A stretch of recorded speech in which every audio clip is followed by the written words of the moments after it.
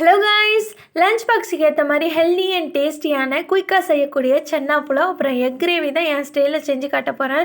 பசங்களுக்கு செஞ்சு கொடுங்க, கண்டிப்பாக டேஸ்ட்டு ரொம்பவே பிடிக்கும். வாங்க எப்படி செய்யலான்னு பார்க்கலாம். ஃபஸ்ட்டு எக் கிரேவி தான் பண்ண போகிறேன். ஒரு கடாயில் கொஞ்சமாக ஆயில் சேர்த்துட்டு பட்டை, கிராம்பு, ஏலக்காய், கருவேப்பிலை, காஞ்ச மிளகாலாம் சேர்த்து பொரிஞ்ச பிறகு 3 மீடியம் சைஸ் வெங்காயத்தை சின்னதாக கட் பண்ணி சேர்த்து வதக்கிக்கலாம். கூடவே ஒரு ஸ்பூன் இஞ்சி பூண்டு பேஸ்ட்டும் சேர்த்து வதக்கி பச்சை வாசனை போய் கலர் மாறினதுக்கப்புறமா இதில் நம்ம மசாலா சேர்த்துக்கலாம்.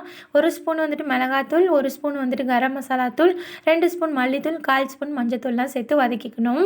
வெங்காயத்தில் இந்த மசாலா வதங்கி நல்ல பச்சை வாசனை போனதுக்கு பிறகு இதில் 3 சின்ன தக்காளியாக சேர்த்து நம்ம அரைச்சி பேஸ்ட்டாக சேர்த்து வதக்கிக்கலாம். கூடவே உப்பும் போட்டு வதக்கிக்கோங்க. நல்ல பச்சை வாசனை போனதுக்கப்புறம் இதில் கிரேவிக்கு தேவையான தண்ணியை ஊற்றி லெட்டு போட்டு நம்ம கொதிக்க விட்டுற வேண்டி தான். சிம்மில் வச்சு வேக விட்டுருங்க. இந்த மாதிரி வெந்ததுக்கப்புறமா இதில் நம்ம தயிர் சேர்த்துக்கலாம். ஒரு 2லேருந்து 3 ஸ்பூன் தயிர் இருக்குல்ல, அது சேர்த்து நல்லா வதக்கிக்கணும். திரும்ப மூடி போட்டு நம்ம வேக விடலாம்.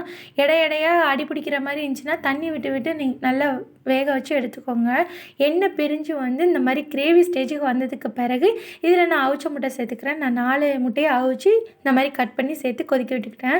1 ஸ்பூன் சீரகம், 1 ஸ்பூன் சோம்பு, 1 ஸ்பூன் மிளகுலாம் சேர்த்து இந்த மாதிரி பவுடரை அரைச்சி நம்ம இதில் சேர்த்துட்டு லாஸ்ட்டாக கொத்தமல்லி போட்டு இறக்கணுன்னா செம்ம டேஸ்டியான முட்டை கிரேவி ரெடி ஆயிரும். வாங்க இப்போ நம்ம சன்னா புலாவ் எப்படி செய்யலான்னு பார்க்கலாம். ஒரு குக்கரில் 2 டேபிள் ஸ்பூன் நெய் சேர்த்துட்டு பட்டை, கிராம்பு, ஏலக்காய், ஒரு பெரிய வெங்காயத்தையும் கட் பண்ணி சேர்த்து வதக்கிக்கலாம். இது கூடவே கருவேப்பிலையும் ஒரு 2 டேபிள் ஸ்பூன் இஞ்சி பூண்டு பேஸ்ட்டும் சேர்த்து நல்லா வதக்கிக்கோங்க. வதக்கி நல்லா இஞ்சி பூண்டு பேஸ்ட்டு வாசனை போனதுக்கு பிறகு இல்லை 2 தக்காளியும் சேர்த்து வதக்கி கூட ஒரு மிளகாயும் சேர்த்துக்கலாம். சேர்த்து இதில் கொத்தமல்லி, புதினாலாம் சேர்த்துனா சூப்பராக இருக்கும் டேஸ்ட்டு. என்கிட்ட இல்லை, அதனால போடலை. அப்புறம் அவிச்ச கொண்டக்கடலையை தண்ணியோடு கொஞ்சமாக நான் சேர்த்துக்கிட்டேன். கூடவே உப்பும் போட்டு கொஞ்சமாக தயிர் சேர்த்து தயிர்லேயே இந்த கடலையை வேக விடுங்க. கொஞ்சம் நல்லா கொதிச்சதுக்கு பிறகு நம்ம இதில் தேங்காய் பால் சேர்த்துக்கலாம். நான் 2 கிளாஸ் பாஸ்மதி அரிசி எடுத்திருக்கேன். அது ஆல்ரெடி ஊற வச்சிட்டேன் 1/2 மணி நேரம். 2 கிளாஸுக்கு நான் 4 டம்ளர் தண்ணி ஊற்றிருக்கேன். தண்ணியும் பாலுமா சேர்த்து ஊற்றிட்டு நல்லா இதானதுக்கப்புறம் நம்ம மூடி போட்டு வேக வச்சு ஒரு 4 விசில் போட்டு எடுத்திங்கன்னா செம்ம டேஸ்டியான சன்னா புலாவ் ரெடி ஆயிரும். ஃபஸ்ட்டு கொஞ்சம் தண்ணியாக இருக்க மாதிரி இருக்கும், அப்புறம் நம்மளுக்கு செட் ஆகி சூப்பராக வந்துடும்.